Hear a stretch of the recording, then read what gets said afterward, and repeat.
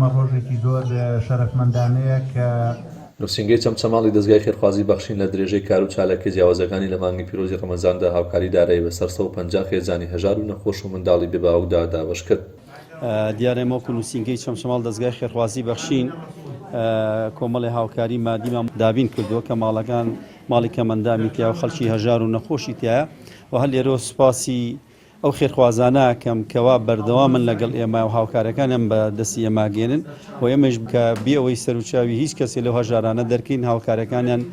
بەسەرا دابەشەکەین و دیارە بەخشین سواز بەخوای گەورە بەردەوامە لەم کارە خێرانی بۆیە هەتا بەخشین لە ڕێگەی خواکاری خێرکا و خی گەورەش بەرەکەتە کاتە کاری بەخشینەوە و ئێمە خۆمان بە سەربازێکی ڕێبازی و ئیسلاما زانین و ئەم خێر و خێراتی کە خی گەورە زەکات و سەدەقی و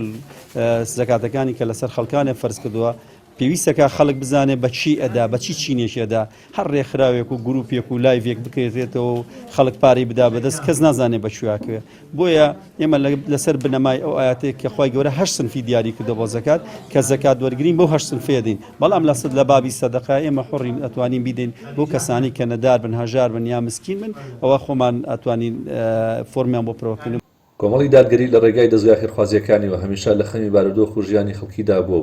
درێخینە کردووە لە خزمەتی خەڵکانی کەم دەرامەت و نەخۆش و منداڵانی بێسەرپەرشت. ئەمڕۆ ئێمە شەرەفمەند بووین وەکو ئەنجومەنی چەمچەماڵی کۆمەڵی دادگەری کوردستان و دەستگای خێرخوازی بەخشین کە لە خزمەت کەسوکاری خۆمان نبووین هەڵساین بە دابینکردنی بڕێک لە هاوکاری بۆ 150 خێزانی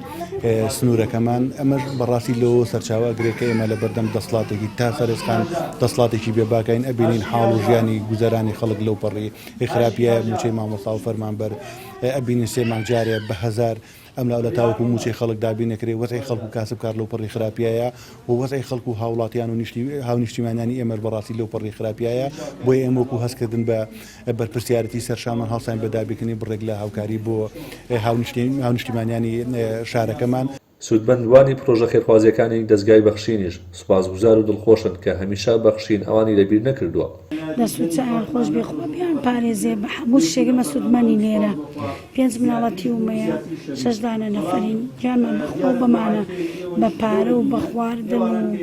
بە نەوت و بە زەخیرە و بە جل و بەرگ مەتکە بوو لە کات هەموو بوونەکانە یارمەتیمانەدا دەسوچیان خۆش بێ و